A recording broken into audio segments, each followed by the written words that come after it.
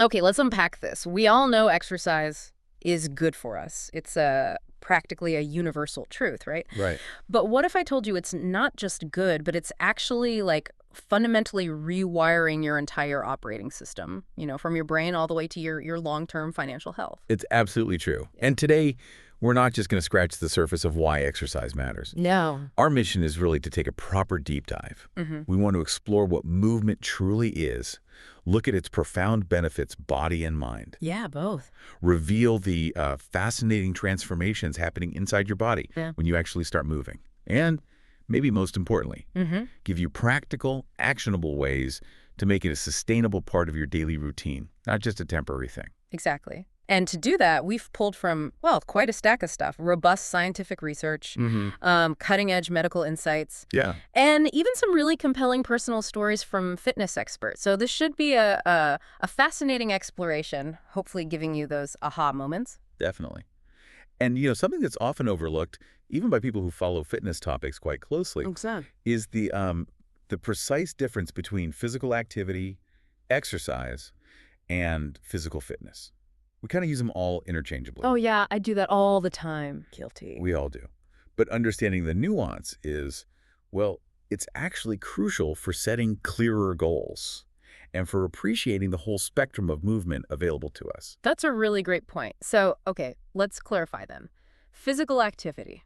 That's the big umbrella term. Exactly. It's the broadest. Basically, any bodily movement produced by your skeletal muscles that results in energy expenditure. So like walking upstairs, doing Right. chores, stuff at work. Precisely. All of that counts. And it's not just some vague energy burn either. It's measurable, in kilocalories. Every little movement is literally burning fuel. Okay, got it. So physical activity is any movement. How does exercise fit in then? Right. So exercise is a specific subset of that physical activity. This is the movement that's planned, structured, and repetitive. Intention. Yes, intentional, with the deliberate goal of improving or maintaining physical fitness. Think going for a run with a specific distance in mind, or lifting weights to build strength, purposeful training. So if physical activity is any movement and exercise is intentional movement, Yeah. then physical fitness must be the result, the outcome. You got it. Physical fitness is a set of attributes, things that are either health-related or skill-related. And importantly, they can be measured with specific tests. Like strength tests, endurance tests. Flexibility. Exactly. Your strength, your endurance, flexibility, all things you can objectively assess. And knowing these distinctions, well, it helps you appreciate there are loads of ways to be active. Right. And it lets you target specific health goals more effectively. It's not just one thing, it's a whole spectrum of capabilities. That really does shift the perspective. It's not just about hitting the gym.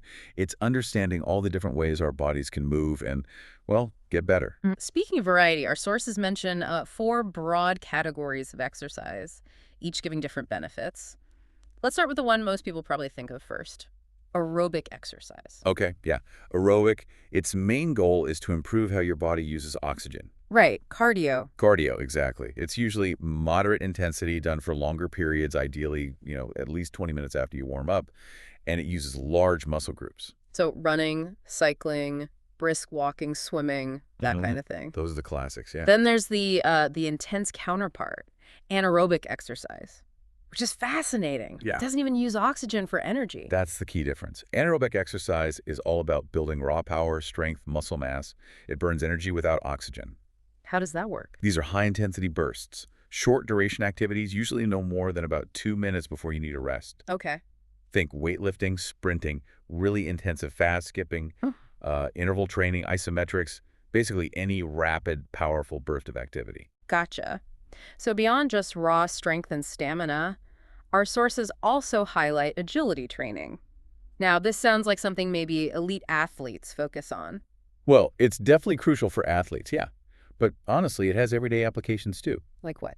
Agility training specifically improves your control when you're speeding up, slowing down, or changing direction quickly. Okay. Yeah. So like dodging someone on a busy street. Yeah. Or catching yourself if you stumble. Exactly. It plays a role there. And of course, it's vital in sports like tennis, American football, basketball, soccer, martial arts. Yeah. Anywhere quick. Coordinated direction changes are key. Right.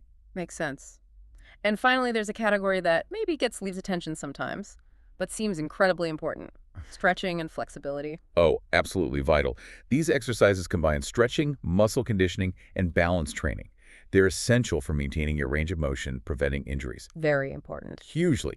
Popular examples are things like yoga, great for balance, flexibility, posture, circulation. Pilates is another, promotes core strength and flexibility. And Tai Chi, which is known for its calm, deliberate stretching and sort of meditative quality. So many options. Yeah, and each type really contributes something unique to a well-rounded fitness plan. Okay, so we have a much clearer picture now of what movement is, the different forms it takes. But Yeah. the big question, why should you really commit to any of it? Right. Our deep dive shows the payoffs, the profound payoffs of regular exercise they go so far beyond the surface level.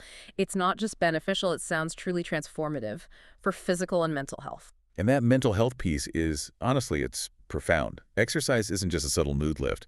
It can significantly decrease feelings of depression, anxiety, stress. Really? Significantly? Yeah, research shows even a quick burst, like 10 to 30 minutes, can trigger powerful changes in brain chemistry. It acts almost like a fast-acting antidepressant for some people. Wow.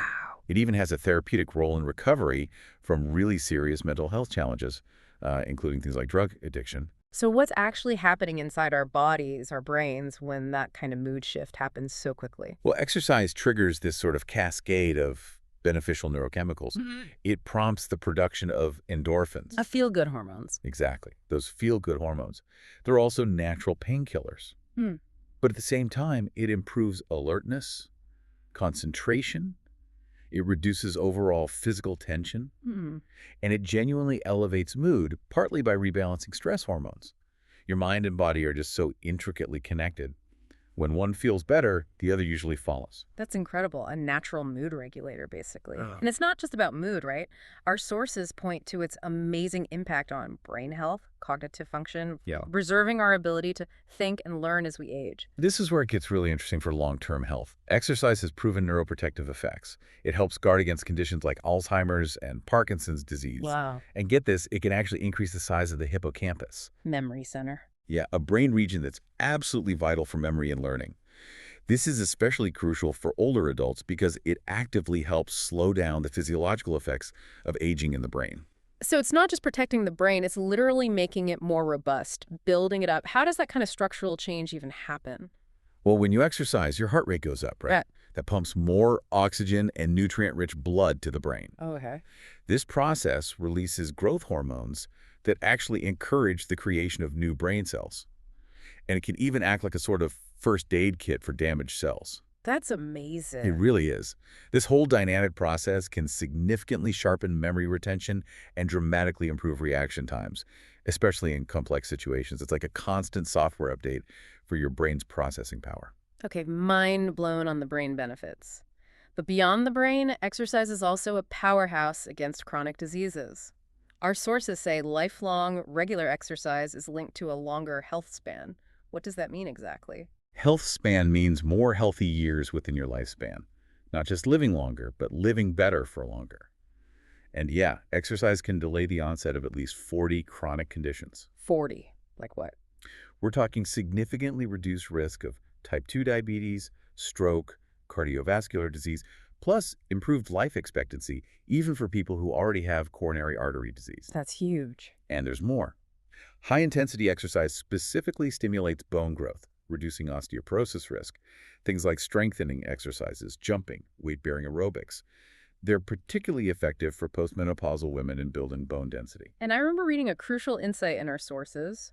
Exercise helps reduce visceral fat. Why is targeting that specific type of fat so important for health? Ah, visceral fat. Yeah, that's the nasty stuff. It's the deep-seated fat that wraps around your internal organs, liver, intestines. Okay. Unlike the fat just under your skin, visceral fat is metabolically active. It releases inflammatory substances and hormones that directly contribute to many chronic diseases. So it's not just about looking slimmer. It's about tackling this internal danger zone. Precisely. By reducing it, you're directly addressing a major root cause of serious health problems, like heart disease and diabetes. We actually saw a really powerful example of this. Vincent Lamb, a fitness expert we looked at, shared a story about his own father. Oh, yeah. What happened? Well, his dad was overweight, dealing with diabetes, and he managed to completely reverse his condition.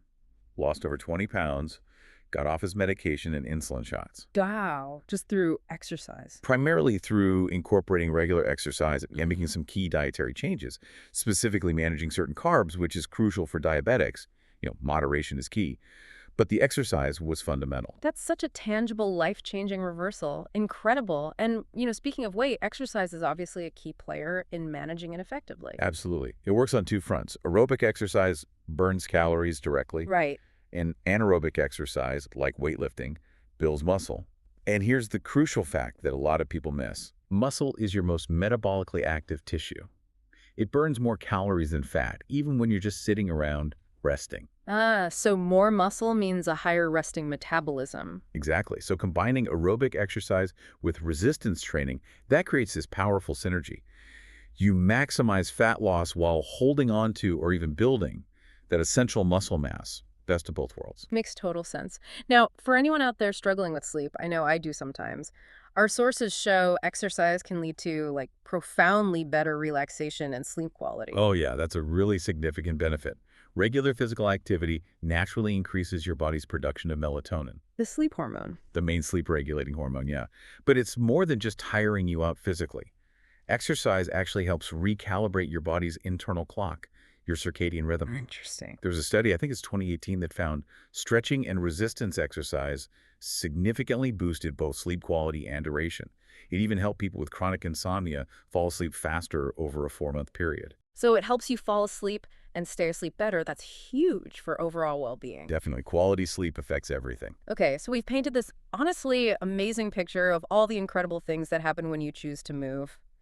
But we have to look at the flip side too, right? What's the actual cost of inactivity? Right. It's important to understand that. And according to the World Health Organization, physical inactivity isn't just, a minor bad habit. No. No, it's identified as a leading global risk factor for many chronic conditions. And frankly, for premature deaths worldwide. It's a silent epidemic, really. That's a pretty stark warning. What are the specific health problems that a sedentary lifestyle really cranks up the risk for? Well, a consistent lack of movement significantly elevates your risk for heart disease, high blood pressure, stroke, type 2 diabetes, Mm. depression, dementia, even several types of cancer. Wow, that's a serious list. It is. And crucially, it also contributes to an increased risk of premature death from all causes, including complications linked to obesity. So making that choice to get off the couch, it isn't just about feeling a bit better today. It's literally about extending your life and improving the quality of those years. Fundamentally, yes. Okay, this brings us to a really fascinating part of our deep dive. The actual measurable transformations that happen inside your body when you start exercising regularly. What's that journey look like? Yeah, let's track that. So during that very first workout, you'll probably feel more alert, more energized, almost straight away. Why is that? That's thanks to an immediate boost in blood flow and oxygen getting to your brain. But you need to prepare yourself for the day after. Ah, yes. DOMS, delayed onset muscle soreness. Exactly, DOMS. Mhm. It can be pretty uncomfortable, maybe last up to 72 hours. But here's the good news. Please. As long as you keep exercising those same muscles regularly, you're way less likely to experience that same level of soreness again. It's basically a sign your muscles are adapting, getting stronger. So that initial ouch is actually your body kicking off the rebuilding process. Okay. What kind of changes are happening, maybe deeper down, in those first few weeks, say weeks 1 through 8? Right, this is where some really cool cellular stuff starts happening. It's called mitochondrial biogenesis. Okay, break that down for us. Basically, your body slowly starts ramping up the production of mitochondria. These are the tiny powerhouses inside your cells. Right, from biology class. Yeah. They convert carbs, fat, and protein into the fuel your muscles need to function. And studies show you can increase your mitochondria count by up to 50% in just 6 to 8 weeks of consistent exercise. 50%. That's a massive upgrade at the cellular level. And how does that translate? How do you feel it?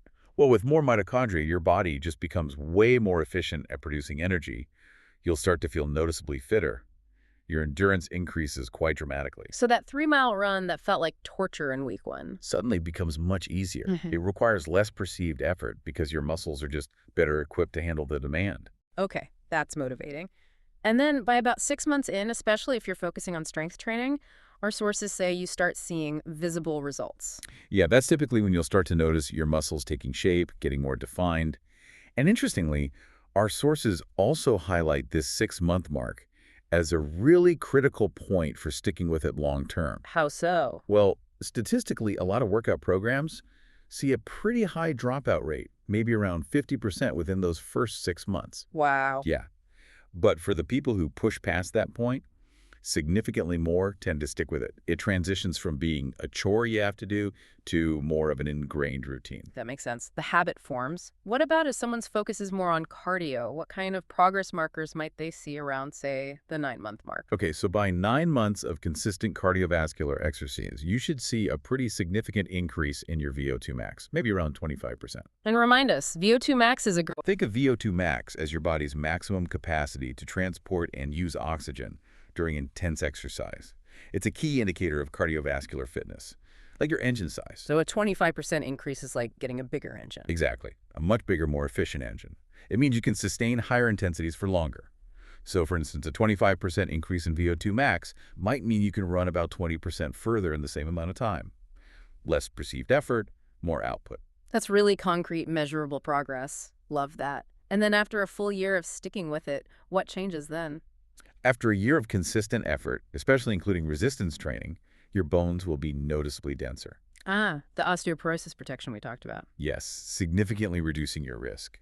But even more impressive, research has actually found that regular resistance training combined with aerobic exercise can potentially reverse some of the effects of osteoporosis, not just prevent it from getting worse. That's not just preventative, that's actually restorative.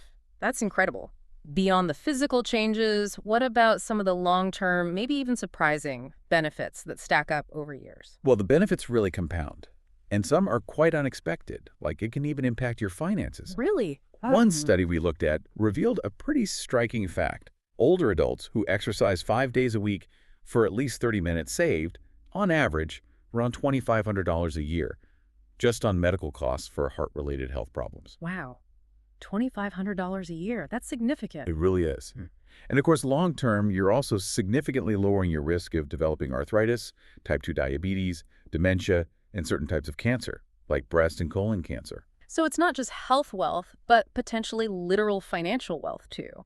And what about that promise of a longer life? Well, based on the evidence, you are statistically likely to live longer than you otherwise would if you remain sedentary. But crucially, it's not just about adding years to your life, but adding life to your years. And that longer life will likely feel more fulfilling because exercise also consistently lowers the risk of anxiety and depression.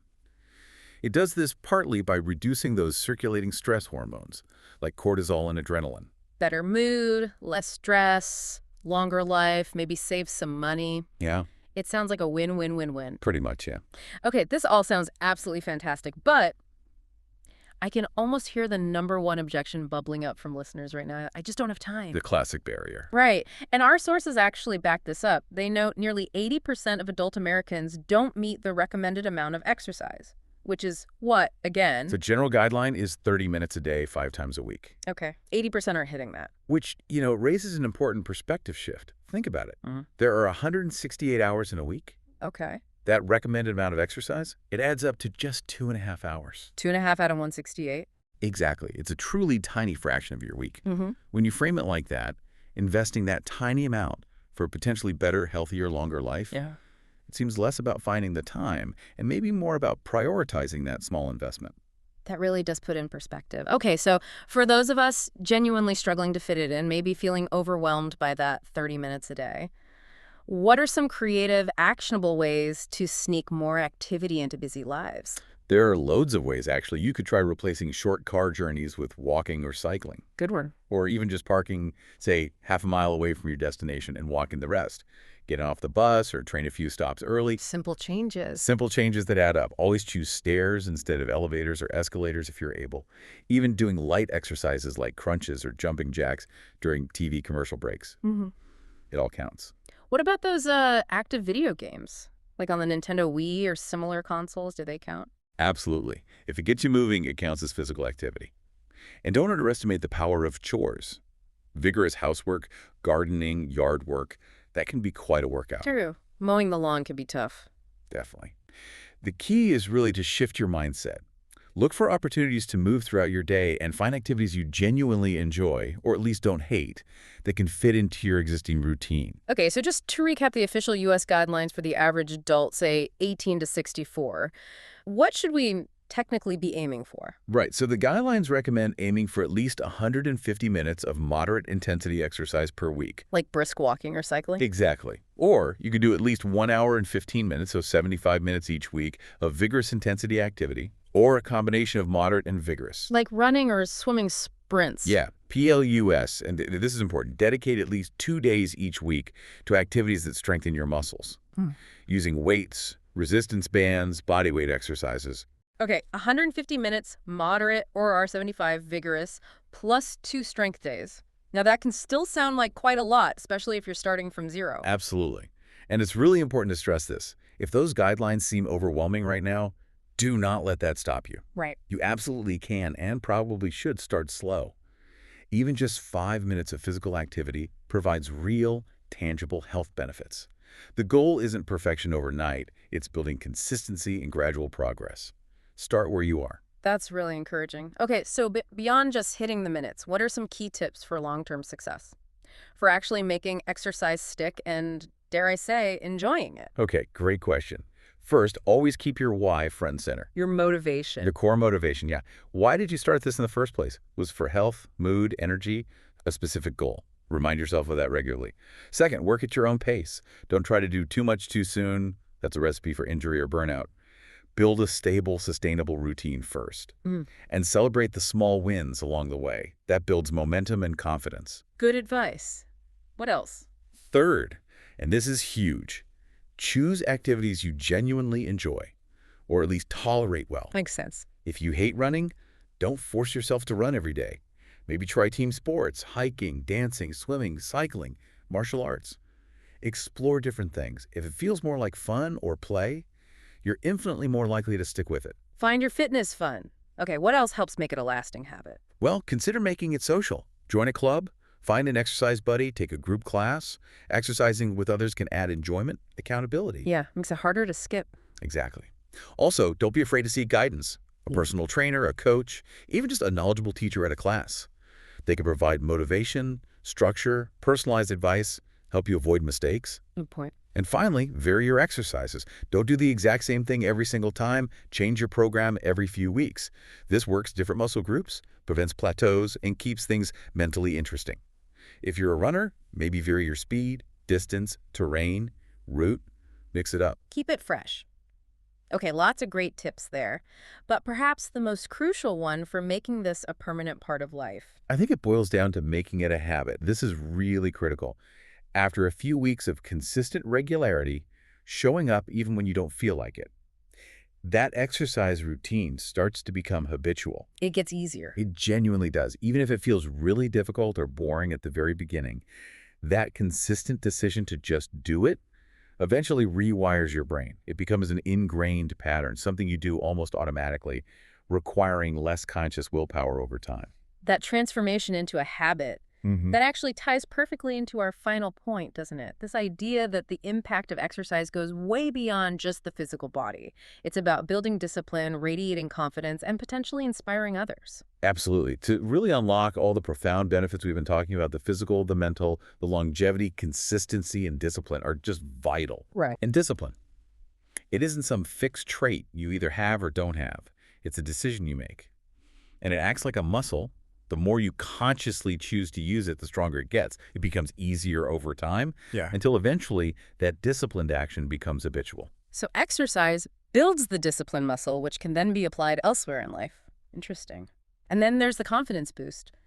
Our sources really highlighted this, how the internal changes from exercise feeling stronger, more energetic, combined with maybe some external changes, feeling good about how you look. And that leads to a genuinely healthier, more positive mindset. Yeah, that self-assuredness, that feeling of capability.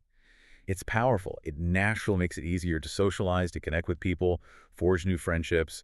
It can honestly open doors to new opportunities personally, maybe even professionally. And that confidence, it's kind of infectious. It really is. People are naturally drawn to positive, confident energy. And that creates opportunities for you to potentially inspire and motivate the people around you just by being you and doing your thing. That's a really beautiful ripple effect.